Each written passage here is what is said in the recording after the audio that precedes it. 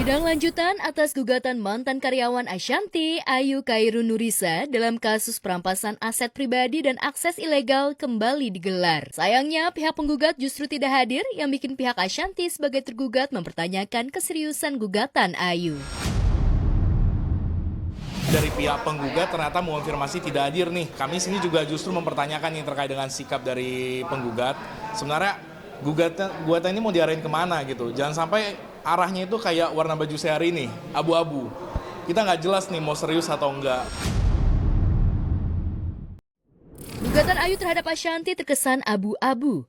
Pihak Ashanti juga mempertanyakan bagaimana mungkin Ayu menggugat mencari keadilan kalau dalam prosesnya saja seolah tak serius. Kalau terkait dengan kenapa terkesan seperti nggak serius gitu, ya mungkin memang dari awal itikat dia untuk mengajukan gugatan ini memang gugatan tidak baik gitu. Kalau dikenal dalam istilah hukum mungkin vexatious lawsuit gitu bisa dicari. Itu memang gugatan yang ditujukan bukan untuk mencari keadilan, tapi memang untuk merendahkan atau merugikan dari pihak lain. Dia laporannya kan banyak banget, tapi alhamdulillah sih. Ya kalau laporannya benar pasti jalan, kalau laporan cuma sekedar laporan semua warga negara berhak untuk bikin laporan. Tapi tinggal kuat apa enggak untuk dijalanin.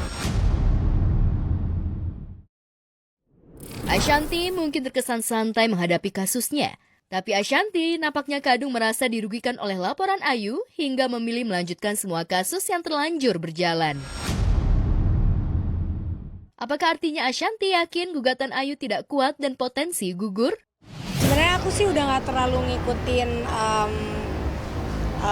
ini ya, karena memang aku serahkan semua kan ke kuasa hukum aja gitu. Tapi balik lagi kan memang paling kuasa hukum report ke aku gitu, katanya ada permintaan ini. Ya kalau aku sih melihatnya sampai sekarang semua itu harusnya mereka lakukan di awal dulu gitu ya. Kalau sekarang udah kayak gini, udah banyak orang yang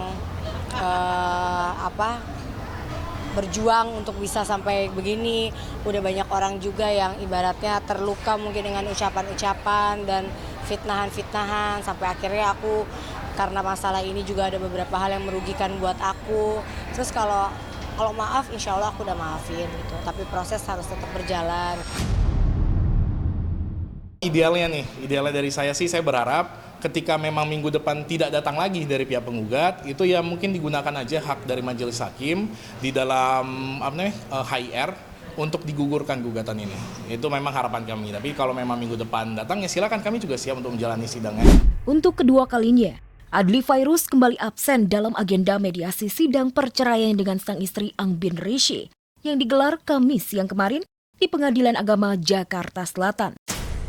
Ya, bak hilang ditelan bumi. Selain tidak pernah hadir dalam persidangan, Adli juga seolah-olah menghilang dari kejaran media. Klien kami Ibu Angbin hari ini tidak berhadir karena ada agenda seperti itu, kesibukan di luar. Pada niatnya itu beliau ingin hadir, tapi karena kan dari pihak tergugat ini belum pasti hadir, makanya Ibu Angbin hari ini tidak berhadir. Memang sudah dipanggil secara sah dan patuh sebanyak 2 kali, maka persidangan tetap dilanjutkan. Kami dari penggugat telah menghadirkan saksi, bukti untuk agenda selanjutnya adalah putusan di tanggal 11 Desember 2025. Skandal perselingkuhan Inara Rusli dengan pengusaha Insanul Fahmi kian memanas. Hubungan terlarang itu tak hanya melibatkan nama Inara, Insan dan Mawa sebagai istri sah, tetapi juga menyeret nama Virgon, mantan suami Inara. Diduga Virgonlah aktor di balik bocornya video CCTV yang berisi adegan mesra antara Inara dengan Insan hingga sampai ke tangan Mawa. Hal itu berdasarkan pengakuan Insan kepada Dr. Richard Lee. Ya, dari obrolan chat Inara dengan Virgon, mantan suaminya mengaku memiliki video mesra antara Inara dan Insan.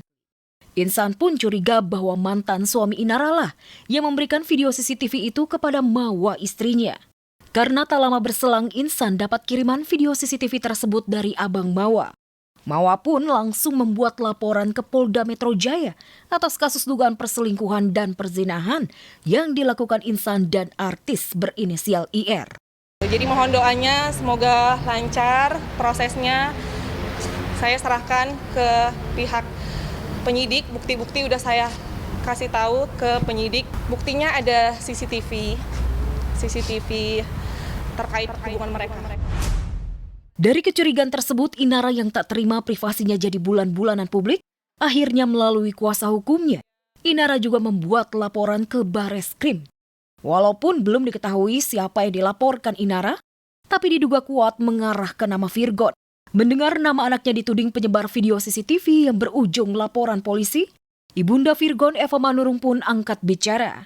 Wanita 52 tahun itu sangat menyayangkan jika video CCTV itu benar berisi adegan mesra antara mantan menantunya dengan Insan. Karena hal itu dilakukan di rumah Virgon. Itu rumahnya kan rumah Virgon, rumah anak-anak, dikasih ke anak-anak. Kemungkinan, ya ada kemungkinan, kenapa saya ngomong seperti ini, mereka punya perjanjian, paham kan? Waktu mungkin, kan Virgon pergi dari rumah nggak bawa apa-apa. Virgon kan bisa mantau anak-anaknya lagi ngapain di rumah, kan berhak. Iya, kan itu berhak. Apakah mungkin mereka hilaf atau gimana, saya nggak tahu itu ya. Ini asas praduga nggak bersalah ya. Apakah kayak begitu, sehingga dia lihat anak gue lagi ngapain, terus dia lihat gituan. Kita nggak tahu. Ya, sampai ada yang ngomong durasi 2 jam lah, apalah, saya aja bingung durasi 2 jam apaan.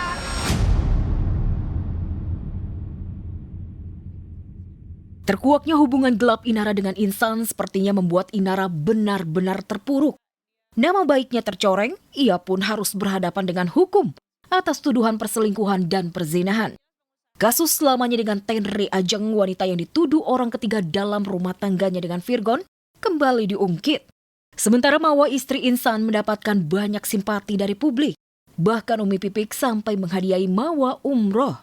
Kalau dari kacamata aku ya, sebenarnya ini adalah ya apa yang dulu dia sampaikan ke publik seperti kepada klien kami dengan tuduhan perselingkuhan, pelakor. Nah, sekarang kembali lagi kepada dia. Pemirsa, jelang pernikahannya dengan El Rumi yang digadang-gadang akhir tahun ini, Syifa Haju melakukan ibadah umroh ke Tanah Suci Mekah. Netizen pun ramai menyoroti penampilan Syifa yang mengenakan cadar saat umroh. Netizen sempat terpana melihat aura dari paras cantik Syifa. Namun netizen salah fokus melihat jari manis Syifa yang tak mengenakan cincin pertunangan. Tak ingin dugaan makin melebar, Syifa Haju memberikan klarifikasi bahwa ia memang tidak selalu memakai cincin pertunangan dari El Rumi. Syifa dengan jujur mengakui jika ia orangnya teledor sehingga takut cincin seharga nyaris 1 miliar itu hilang. Sumpah cincin ini tuh kayak I don't really use it all the time with me. Jadi kayak please stop nanyain aku kalau aku lagi gak pakai cincin. Karena aku takut banget, kayak aku tuh orangnya dori abis dan aku clumsy. Jadi kayak kalau misalnya ke tempat yang menurut aku bisa membuat aku teledor tuh nggak aku pakai cincinnya. Walau demikian, Syifa tak putus komunikasi dengan calon suami El Rumi. Dengan jujur juga, El Rumi menjelaskan pada Bunda Maya Estianti jika selama ini mereka tetap menjaga komunikasi untuk sekedar berbagi pengalaman Syifa selama umroh.